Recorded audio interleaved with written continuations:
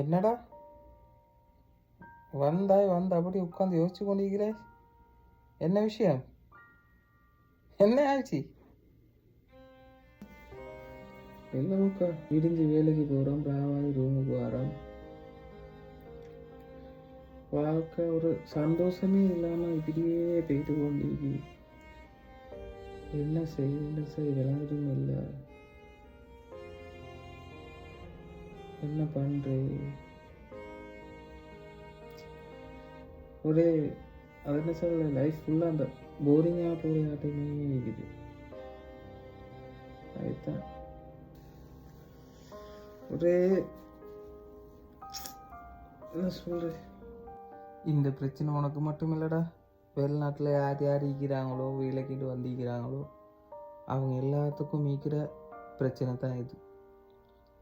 இதெல்லாம் யோசித்து மண்டையை போட்டு குழப்பிக்கொள்ளாது. இப்போ நீ ஸ்ரீலங்காவுக்கு போனாலும் என்ன செய்ய போகிறாய்? என்னத்தை செய்யலும்? அங்கே இருக்கிற விலைவாசிகளுக்கும் மற்றவர்களுக்கும் என்ன செய்யலும்?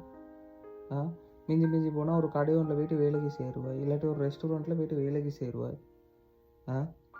எவ்வளோ சம்பளம் கிடைக்கும்? அதில் உன்ட பொண்டாட்டி உன்ட புள்ள கூட்டி எல்லாம் சந்தோஷமாக வைப்பாங்களா? பிரச்சனைக்கு மேலே பிரச்சனை தானே வரும். பேசாமல் இப்போ நாடு போகிற நிலைமையும் சரியில்லை. ஏன்னா தங்கம் ரேட் போகிற மாதிரி இல்லை, சாமான் சட்டிகளும் அப்படி வேலை.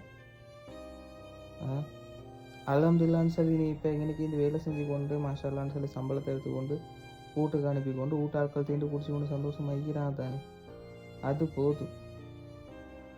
ஓப்பா அதுண்டா உண்மைதான். ஸ்ரீலங்காவில் போய்ட்டு என்ன செய்ய நினச்சாலும் அங்கே இருக்கிற விலைவாசிகளுக்கு எல்லாத்துக்கும் ஒன்றும் செஞ்சு கொள்ளே மேலா, சொந்தமாக ஒன்றும் செய்ய மேலா.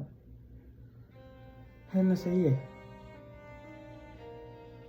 இப்படியே காலத்தை கொண்டு போக வருஷத்துக்கு ஒருக்க வீட்டுக்கு போகிறேன், வீட்டாளர்களோட அங்கே சந்தோஷமாயி. நீ அதெல்லாம் போட்டு மண்டையை போட்டு குழப்பி கொண்டு இருக்காது விளைஞ்சா. உனக்கு மட்டும் இல்லைடா இந்த பிரச்சனை, எனக்கும் கொஞ்ச நாள் அப்படியே தான் ஆயிடுச்சு. நானும் எனக்கு நானே இப்போ நான் உனக்கு சொன்னேன் பாரு, அதே சொல்லிட்டு எனக்கு நானே சமாதானம் படுத்தி கொண்டு பேசாமல் இருக்கிறேன். என்ன செய்ய? சுற்றி ஒன்றும் யோசிக்காது. மிச்சம் யோசிச்சா உன்னைய யாரும் இங்கே பார்த்துக்கொள்றதுக்கு யாரும் இல்லை விளைஞ்சா. அதை சுற்றி எங்களோட உடம்பையும் எங்களையும் நாங்கள் தான் பார்த்துக்கொள்ளணும், இன்னும் யாரும் வந்து பார்த்துக்கொள்ள போகிறதில்ல விளைஞ்சா. அதை சுற்றி யோசித்து டென்ஷன் ஆகி ப்ரெஷர் ஆகி அதெல்லாம் வச்சுக்கொள்ளாமல் அது எல்லாத்தையும் விட்டுட்டு சந்தோஷமாக ஏறி யோசிக்காது விளைஞ்சா.